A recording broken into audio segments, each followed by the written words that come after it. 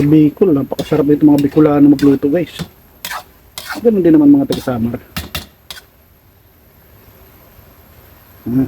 Magluluto tayo ngayon ng pansit bato. Kadalasan niluluto ito guys mga Bicolano.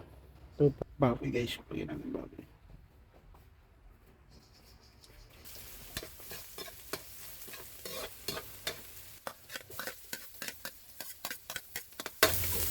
Ngayon mga natin yung pork. Kasi natagal ko lumambot. Tayong balong-balong guys.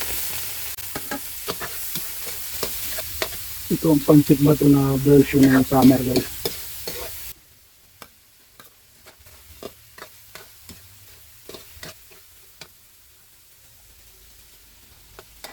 Lagyan natin paminta guys.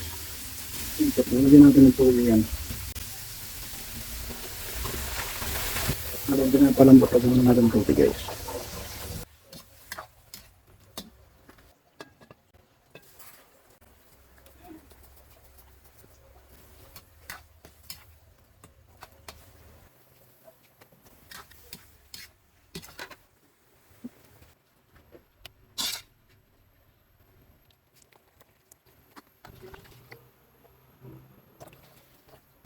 Guys, dadagdag tayo ng konting paminta.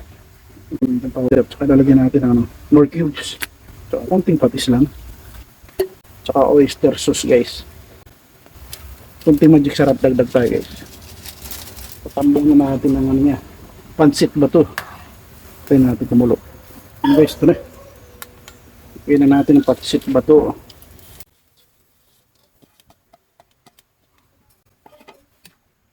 Marami natin yung sabaw natin eh. Hindi naman natin bawasan yan.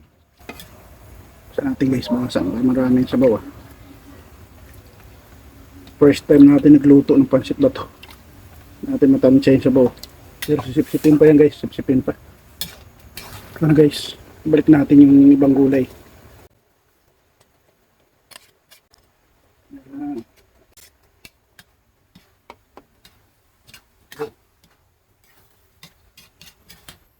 Ang version ng summer pansit bato guys.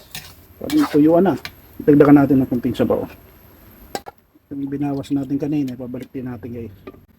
Yan. Pre, lagyan natin yan ng pang ping ping ping ping ping. Para pagpubang guys.